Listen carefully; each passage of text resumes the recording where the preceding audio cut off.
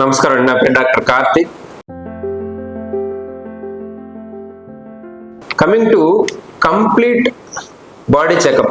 Doctor గారు, complete body checkup అంటే ఏం చేయించాలి? ఈ వాట్సాప్లో, యూట్యూబ్లో కంప్లీట్ బాడీ చెకప్ చేయించుకోండి, తక్కువ ధరకు చేస్తాము, అది ఇదని ఎక్కువ మనం చూస్తున్నాము వీడియోస్. ఈ కంప్లీట్ బాడీ చెకప్ అంటే ఏంటి?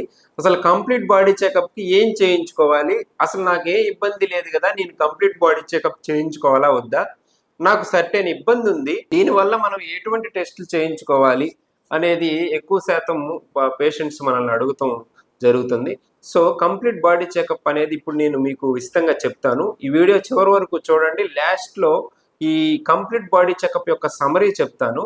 ఈ సమరీలో ఏంటంటే మనకి అసలు ఎటువంటి ఇబ్బంది ఉన్న వాళ్ళు ఏం చేయించుకోవాలి అనేది కూడా మనకు వస్తుంది.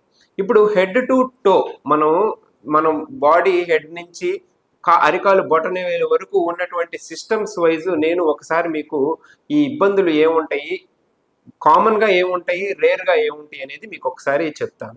ఇప్పుడు first CNS, central nervous system, ఏదైతే బ్రెయిన్కి సంబంధించినటువంటి కామన్ సిమ్టమ్స్ ఏంటంటే హెడ్ఏక్, వర్టిగో, అండ్ నెక్స్ట్ షేజర్స్, ఏదైనా ఫిట్స్ వ్యాధి ఉన్నవాళ్ళు, అండ్ నెక్స్ట్ తలలో రక్తనాళాల్లో బ్లడ్ క్లాట్ అవ్వటం, రక్తనాళాలు చిట్టడం, అండ్ రేర్ కండిషన్స్ వచ్చేటప్పటికి Parkinson's disease, Guillain Barre syndrome, and some movement disorders, ఈ బెల్స్ ప్యాలసీ, ఏదైతే ఈ నరాలటువంటి ప్యాలసీలు ఉంటాయో అవి రేర్గా మనం చూస్తూ ఉంటాం.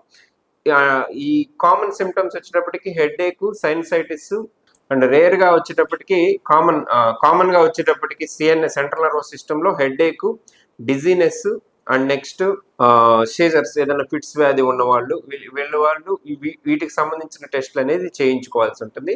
అండ్ నెక్స్ట్ రెస్పిరేటరీ సిస్టమ్ వచ్చేటప్పటికి నేజల్ అంటే డిఎన్ఎస్ కానీ, ఎలర్జిక్ రైనైటిస్ కానీ, సైనసైటిస్ కానీ, అండ్ ఊపిరితిత్తుల్లో ఉన్నటువంటి స్మోకింగ్, ఆల్కహాల్ హ్యాబిట్ ఉన్నవాళ్ళు, ఊపిరితిత్తుల్లో ఇబ్బందులు, ఇలాంటి ఇబ్బందులు ఉన్న వాళ్ళు కూడా ఈ ఊపిరితిత్తులకు సంబంధించినటువంటి ఎక్స్రే కానీ,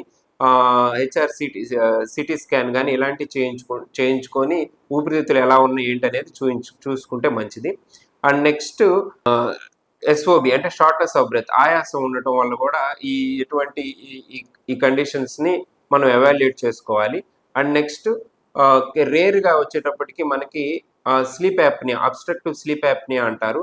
నిద్రలోనే ఉలికిపట్టుగా లెగవటం, నిద్ర సరిగ్గా పట్టకపోవటం, గుర్రకు ఎక్కువ పెట్టడం, ఇలాంటి వాళ్ళు కొంచెం స్లీప్ స్టడీస్ ఇవి చేయించుకుంటే మంచిది. అండ్ నెక్స్ట్ వచ్చేటప్పటికి కార్డియాలజీలో మీరు కామన్గా చూసేటువంటివి ఏంటంటే బీపీ ఎక్కువగా ఉండటం, ఎనీమియా ఉండటం, రక్తహీనత ఉండటం, అండ్ నెక్స్ట్ ఈ ఏదైతే స్టంట్స్ వేయించుకున్నారో ఆల్రెడీ స్మోకింగ్, ఆల్కహాల్ హ్యాబిట్ ఉన్నవాళ్ళు వీలైనంత వరకు ఈ స్టంట్స్ వేయించుకోవటం, ఇలాంటి మయోకార్డియల్ ఇన్ఫ్రాక్షన్ వచ్చి స్టంట్స్ వేయించుకోవటం ఇలాంటివి మనం చూస్తుంటాం. ఆల్రెడీ స్టంట్స్ వేయించుకున్న వాళ్ళు కొంచెం ఎకోస్ప్రిన్ మీద, వీటి మీద టాబ్లెట్స్ మీద వాడుతున్న వాళ్ళు, పీటీ, ఐఎన్ఆర్, ఏపీటీటీ